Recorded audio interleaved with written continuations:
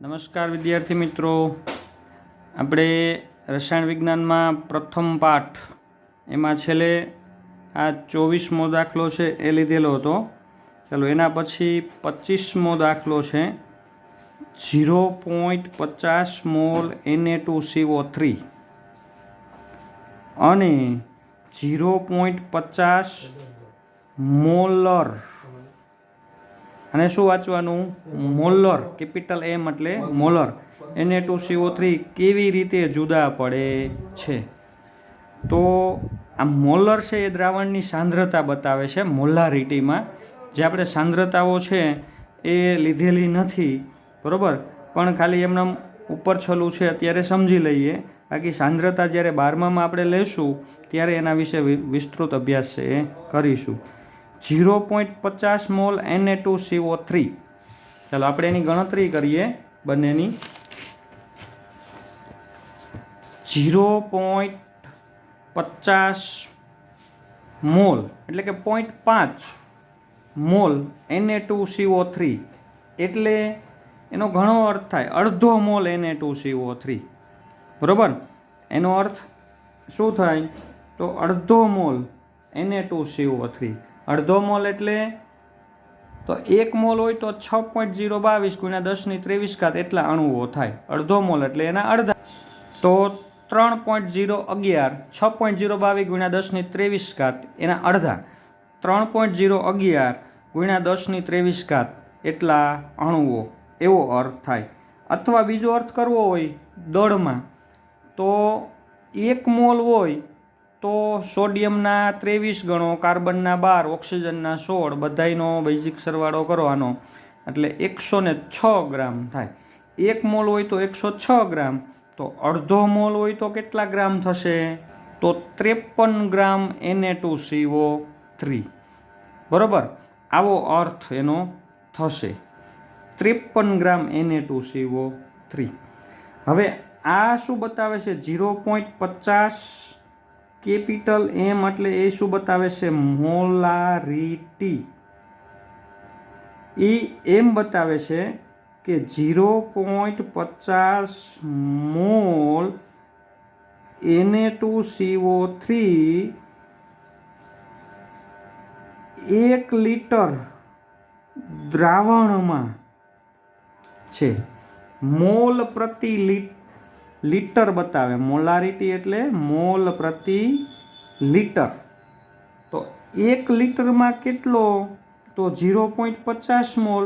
0.50 mall એટલે દળમાં કેવું હોય તો 53 ગ્રામ પર 1 લિટરમાં આવેલો છે. તો આનો અર્થ એવો થાય કે 1 લિટરની અંદર 53 ગ્રામ Na2CO3 છે, એટલે કે અડધો મોલ છે. તો મોલ પર લિટર થયો 0.50 મોલ પ્રતિ લિટર. આ 53 ગ્રામ જ છે, પણ ક્યાં? ખાલી એમણે ગહન અવસ્થામાં. આ 53 ગ્રામ છે પણ 1 લિટર દ્રાવણની અંદર, એવો અર્થ થાય. આ તમને સમજવું થોડુંક અઘરું પડશે, કારણ કે આપણે દ્રાવણની તત્વયોગમિતિ છે એ લીધેલી નથી, પણ તમારી જાણકારી માટે છે એની મેં સમજૂતી આપેલી છે. ચાલો એના પછી 26મો દાખલો જોઈએ. ચાલો શું છે એની રકમ? જો ડાયહાઇડ્રોજન એટલે કે H2 વાયુ કેટલો? 10 કદ એટલે લીટર એમ લઈ શકીએ, 10 લિટર ડાયઓક્સિજન વાયુના 5 કદ સાથે પ્રક્રિયા કરે, એટલે H2 10 લિટર, ડાયઓક્સિજન એટલે O2 5 લિટર, બંને પ્રક્રિયા કરે તો પાણીની બાષ્પનું કેટલું કદ થશે? તત્વયોગમિતિનો દાખલો છે. ચાલો જોઈએ આપણે. તો સૌથી પહેલાં રાસાયણિક પ્રક્રિયા, dihydrogen plus dioxygen, it gives H2O. Balance કરવી પડશે. ઓક્સિજન 2 છે, અહીંયા મારે 2 કરવા પડે તો 2 ઓક્સિજન થાય. હાઇડ્રોજન 4 થયા, એને બેલેન્સ કરવા માટે અહીં મારે 2 લખવું પડે. હવે આપણને શું આપેલું છે? તો આપણને રકમમાં શું આપેલું છે? ડાયહાઇડ્રોજન કેટલો?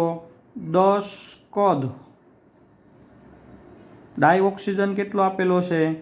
5 કદ, તો આ કેટલા કદ બને એ આપણને પૂછેલું છે. તત્વયોગમિતિ જોઈએ. આ 2 મોલ, 2 મોલ એટલે કે 2 ગુણ્યા 22.7 લીટર. આ 1 મોલ એટલે 22.7 લીટર. તો આના કરતાં ડાયહાઇડ્રોજન ડબલ જોઈએ, બરાબર. તો 22.7 લીટર ડાયઓક્સિજન સાથે પ્રક્રિયા થાય એટલે 2 ગુણ્યા 22.7 લીટર H2Oની બાષ્પ છે એ બની.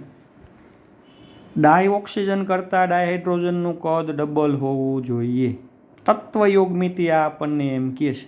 આપણને શું આપેલું છે? તો 5 કદ, સામે ડાયહાઇડ્રોજન આપેલો 10 કદ, તો ડબલ જ છે. તો અહીંયા સીમિત કોઈ નથી, સીમિત કોઈ નથી, બરાબર. બંને જરૂર મુજબના જ છે. આના કરતાં આ ડબલ્સ. તો હવે આપણે ગમે ત્યાંથી ત્રિરાશિ મૂકી શકીએ. જો આ 22.7 હોય તો સામે આ ડબલ થાય. આ 5 કદ લીધેલું હોય તો આનું કદ કેટલું થાય? તો 5 ગુણ્યા 2 ગુણ્યા 22.7 ભાગ્યા 22.7 એટલે કેટલું થશે? તો 5 ગુણ્યા 2 ગુણ્યા 22.7 ભાગ્યા 22.7, આ ગુણ્યા આ છેદમાં આ આવશે એટલે કે 22.7 તો ઉડી જશે. 10 કદ H2Oના મળે. તો આવી રીતે ખૂબ સરળ દાખલો હતો, બરાબર. ખાસ જોવાનું હતું કે આમાં બંને આપેલા છે તો સીમિત કોઈ છે કે નહીં? તો નથી, બંનેનું કદ સરખું જ છે. એટલે કોઈ પણ જગ્યાએથી ત્રિરાશિ મૂકી શકો, અહીંથી મૂકી શકો. આ 2 ગુણ્યા 22.7 એટલે 45.4 હોય તો આ પણ 45.4 જ બને. તો આ 10 લીધેલો હોય તો આ પણ 10 જ મળે. એમ પણ તમે ત્રિરાશિ મૂકી શકો. ચાલો એના પછી 26 પછી આપણે 27મો દાખલો જોઈએ. ચાલો 27મો દાખલો શું આપેલો છે? તો નીચેનાને પાયાના એકમમાં ફેરવો. પાયાના એકમ એટલે SI એકમમાં આને બધાને ફેરવવાના છે. ચાલો તો પહેલું આપેલું છે 28.7 PM એટલે કે પાઇકોમીટર. પાઇકો એટલે કેટલા થશે? તો 28.7 ગુણ્યા પાઇકો એટલે કેટલા થશે? 10⁻12 એટલા મીટર. તો 28.7 ગુણ્યા 10⁻12 મીટર. એને આપણે 2.87 કરીએ. 2.87 તો 10ની કેટલી ઘાત આવશે? 2.87 ગુણ્યા 10⁻11 એટલા મીટર. તો આ SI એકમ થયો કહેવાય.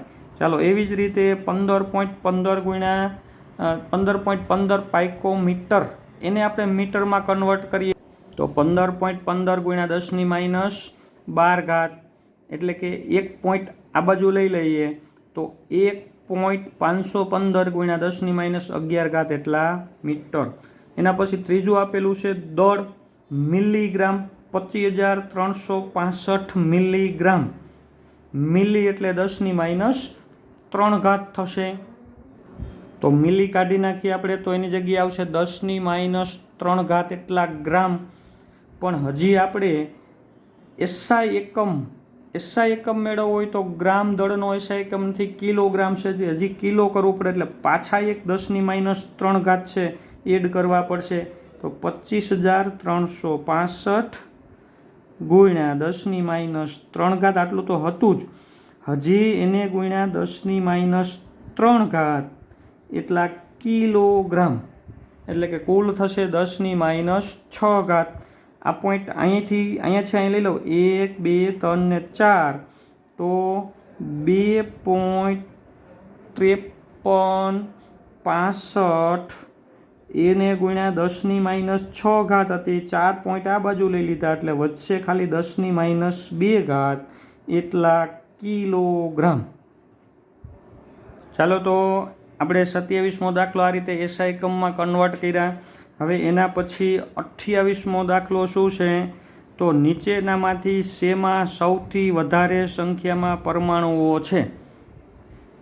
સોનું, સોડિયમ ધાતુ, લિથિયમ, અને ક્લોરીન વાયુ 4 તત્વો આપણને આપેલા છે. બધાનું શું આપેલું છે? દળ.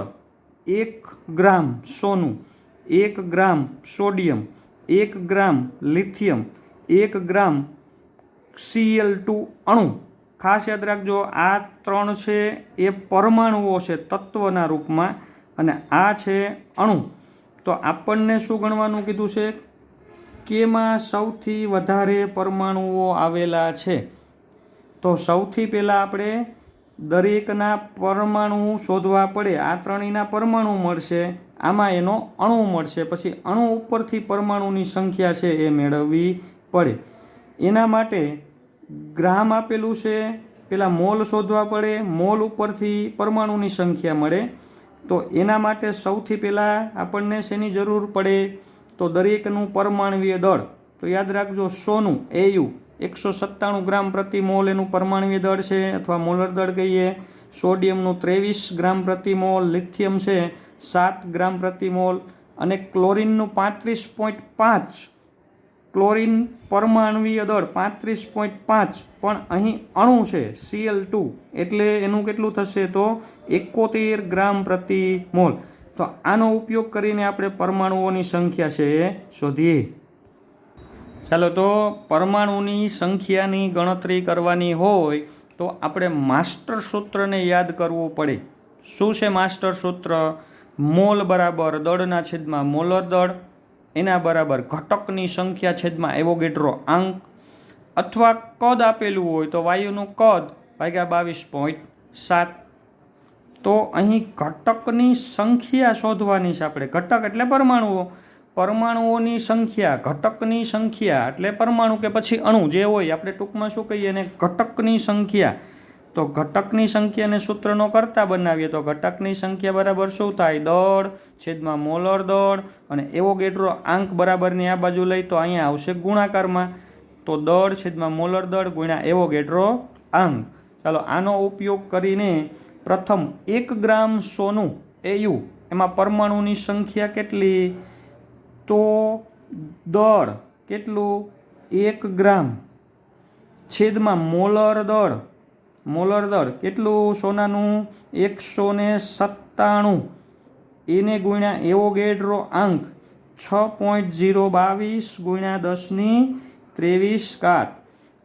1/197 એને ગુણ્યા 6.022 કરશો એટલે જવાબ આવશે તમને 3.057 ગુણ્યા 10^21. વચ્ચે ખાસ યાદ રાખજો 23 છે, પણ એની જગ્યાએ આપણે પોઈન્ટ ચેન્જ કરશું એટલે આવશે કેટલા?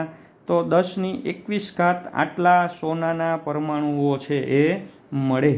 તો આ થયા સોનાના પરમાણુઓની સંખ્યા. હવે કેમાં વધારે છે એ શોધવું હોય તો આપણે બીજાના પણ પરમાણુઓની સંખ્યા ગણવી પડે. સોડિયમના સંખ્યા ગણી તો એમાંય દળ કેટલું? તો સોડિયમનું દળ છે 1 ગ્રામ છેદમાં એનું મોલર દળ. આ સૂત્રનો ઉપયોગ કરવાનો છે, દળ છેદમાં મોલર દળ ગુણ્યા એવોગેડ્રો અંક. તો આમાં પરમાણુઓની સંખ્યા કેટલી? તો દળ છેદમાં મોલર દળ આવશે 23, એને ગુણ્યા 6.022 ગુણ્યા 10^23. બરાબર? તો એના બરાબર થશે 2.62 ગુણ્યા 10^22. એટલા પરમાણુઓ. તો આ થયા સોડિયમના પરમાણુઓની સંખ્યા. બરાબર? ચાલો, એના પછી 1 ગ્રામ લિથિયમમાં આપણને સંખ્યા પૂછેલી છે. તો 1 ગ્રામ ભાગ્યા મોલર દળ એનું 7, એને ગુણ્યા 6.022 ગુણ્યા 10^23. ચાલો, આનું સાદું રૂપ તમે આપશો એટલે જવાબ કેટલો આવશે? તો 8.60 ગુણ્યા 10^22. એટલા મળ્યા શું? લિથિયમના પરમાણુઓ. બરાબર? હવે એના પછી ચોથું ખાસ યાદ રાખજો, 1 ગ્રામ Cl2 પરમાણુ નથી, અણુ છે, એટલે અહીં અણુની સંખ્યા મળે. આપણે જે અત્યાર સુધી અહીંયા ગણતરી કરી એમાં ખાસ યાદ રાખજો, સોનાના પરમાણુ મળ્યા કારણ કે અહીંયા સોનું પરમાણુ સ્વરૂપે હતું. સોડિયમ છે એના પરમાણુ મળ્યા કારણ કે સોડિયમ પરમાણુ સ્વરૂપે હતું. લિથિયમના પરમાણુની સંખ્યા મળી કારણ કે લિથિયમ પરમાણવીય સ્વરૂપે હતું. અહીં અણુની સંખ્યા મળશે કારણ કે અહીં 2 પરમાણુઓ જોડાઈને અણુ બનેલો છે, Cl2 અણુ, એટલે અહીં થશે અણુની સંખ્યા. તો આપણે આ ગણતરી કરી એમ જ 1 ગ્રામ છેદમાં 71, કારણ કે આણ્વીય દળ 71 થશે, એને ગુણ્યા 6.022 ગુણ્યા 10⁻23 એટલે તમને મળશે 8.48 ગુણ્યા 10⁻21. પણ ખાસ યાદ રાખવાનું છે શું? પરમાણુ નહીં, અણુઓ મળે છે, અણુઓની સંખ્યા. હવે પરમાણુ જોતા હોય તો એક અણુમાં કેટલા પરમાણુ આવેલા છે? તો 2. Cl2નો એક અણુ 2 પરમાણુ ધરાવે છે. તો જેટલા અણુઓ હોય એના ડબલ કરો, તો 8.48ના ડબલ એટલે કે 16.96 ગુણ્યા 10⁻21 એટલા શું થશે? તો પરમાણુઓ, ક્લોરીન પરમાણુઓ. બરાબર? તો આ છે પરમાણુઓની સંખ્યા. તો હવે આપણે શોધવાનું છે કે ચારેયમાંથી વધારે કોની સંખ્યા છે? તો સોનું છે સૌથી પહેલાં 10ની ઘાતાંકનો મોટો છે જોવું પડે. આ છે 10⁻21, આ છે 10⁻22, આ છે 10⁻22, આ છે 10⁻21. તો સ્વાભાવિક છે મોટી સંખ્યા કઈ થશે? તો 10⁻22. સોડિયમમાં 10⁻22, લિથિયમમાં પણ 10⁻22. તો હવે આ બંનેની સરખામણી કરી, આ 2.62, 8.60, તો સૌથી વધુ લિથિયમ થશે. આ શું થશે? સૌથી વધુ પરમાણુઓ લિથિયમના થશે. ચાલો એના પછીનો 29મો જે દાખલો છે એ ઇથેનોલના મોલ અંશ આપેલા છે એના ઉપરથી મોલારિટી ગણવાનો છે, પણ આ સાંદ્રતાનો દાખલો છે જે હાલ આપણે લીધેલો નથી. 30મો દાખલો જુઓ, ખૂબ જ સરસ, એકદમ નાનો અને ખૂબ જ સરસ દાખલો છે. ભાઈ શું આપેલું છે? તો C12 પરમાણુનું દળ ગ્રામમાં કેટલું હશે? એટલે કે કાર્બનના એક પરમાણુનું દળ કેટલા ગ્રામ થાય એ આપણને પૂછેલું છે. તો તમે ઘણી રીતે આ દાખલો છે એ ગણી શકો. આપણે આગળના દાખલામાં જે માસ્ટર સૂત્રનો ઉપયોગ કર્યો હતો એનું ઉપયોગ કરીને તમે ગણી શકો. શું પૂછેલું છે? તો દળ, પરમાણુની સંખ્યા આપી દીધી છે કેટલી? 1. તો અહીંયા 1 મૂકવાના, છેદમાં 6.022 ગુણ્યા 10⁻23. અહીંયા એનું મોલર દળ. બરાબર?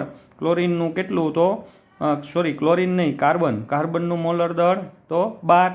તો અહીંયા 12 મૂકો, અહીંયા 1 મૂકો, અહીંયા 6.022 મૂકો, એટલે તમને દળ છે એ મળે. તો આ માસ્ટર સૂત્રનો ઉપયોગ કરી આટલાનો પણ તમે દાખલો ગણી શકો. બીજી રીતે પણ ગણતરી કરી શકાય. ચલો બીજી રીતે કઈ રીતે? તો કાર્બનનું પરમાણવીય દળ કેટલું?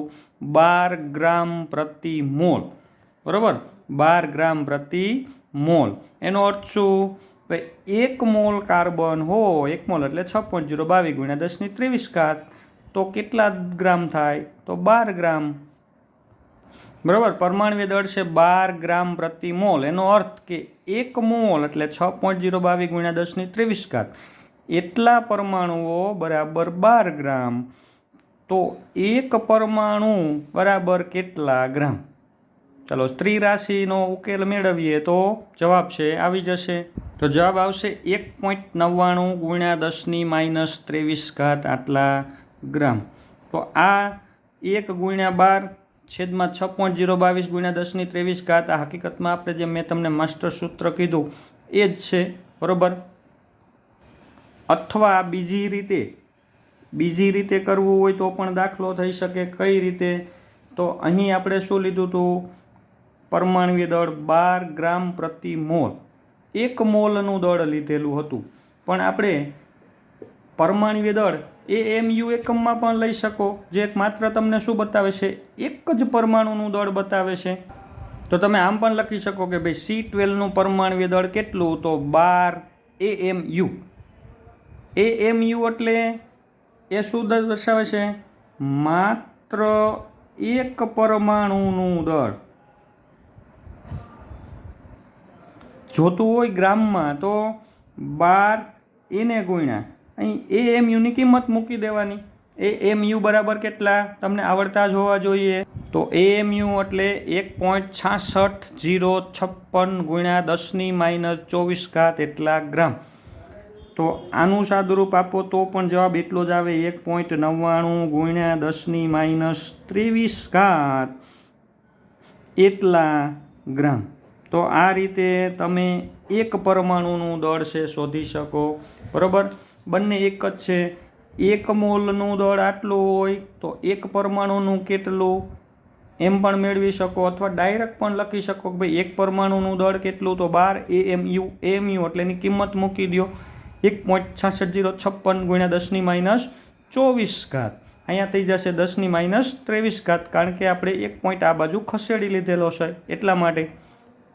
ચાલો, એના પછીનો 31મો દાખલો છે.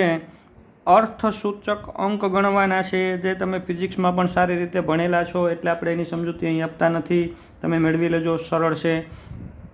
હવે 32, 33, 34 અને 36 આટલા દાખલાઓ છે એ તમારે હોમવર્કમાં કરવાના છે. આના પછી એની ગણતરી હું આના પછીના લેક્ચરમાં તમને આપીશ.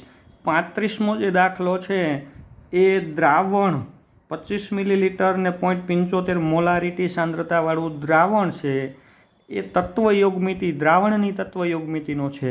એટલે એ દાખલો એક હાલના તબક્કે તમે લોકો કરશો નહીં, કારણ કે તમને નહીં આવડે. અને એના પછીનો જે 36મો છે એ ખૂબ સરળ છે, એ તમે કરજો. તો તમારે ક્યાંથી ગણવાના છે? તો 32, 33, 34 અને 36. બરાબર, આ 4 દાખલાઓ છે એ તમારે તમારી રીતે પ્રથમ પ્રયત્ન કરવાનો છે. અને પછીના લેક્ચરમાં હું એની સમજૂતી તમને આપીશ.